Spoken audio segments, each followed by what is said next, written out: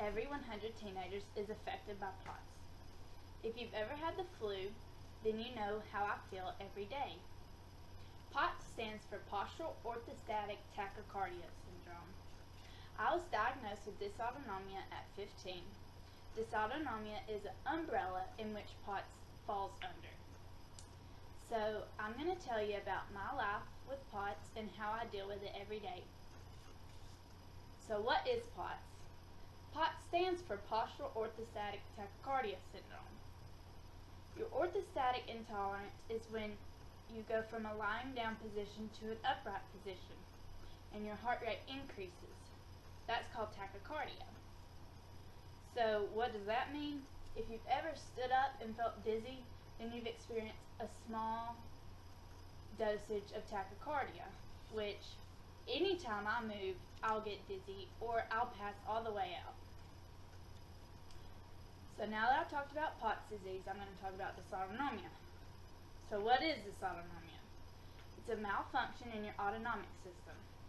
It affects the nerves that transports information from your brain to your spinal cord about things that happen naturally.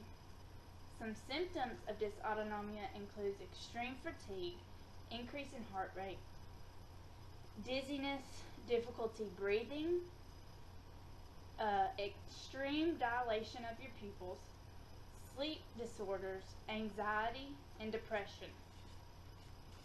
Now I've talked about dysautonomia, I'm going to talk about how I live with it and how I found out.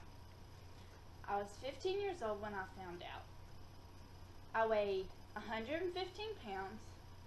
I slept 18 hours a day, and anything I would do, I would pass out.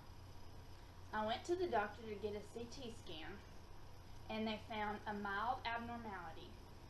So they knew where the abnormality was, so they sent me to the autonomic and mitral valve doctor. My doctor was Dr. Watkins. He's now retired. They did a tilt table test, a stress test, an EKG, and a sonogram on my heart. I still do stress tests, EKGs, and the sonograms, but I don't have to do the tilt table test anymore. My doctors had to work as a team because I also have narcolepsy. I take 10 pills a day, which these are my nighttime pills, and these are my morning pills. I have to double my salt intake, and I have to drink at least 80 ounces of water a day, and if the temperature is any more than that, I have to do whatever the temperature is.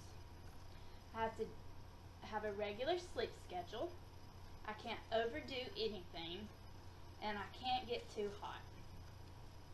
So that is my journey on living with POTS. So I hope I have informed you on how my life is every day. Even though I have an 80% chance of growing out of dysautonomia, I have not showed any signs yet. But I'm not getting any younger, so maybe the odds will be ever in my favor.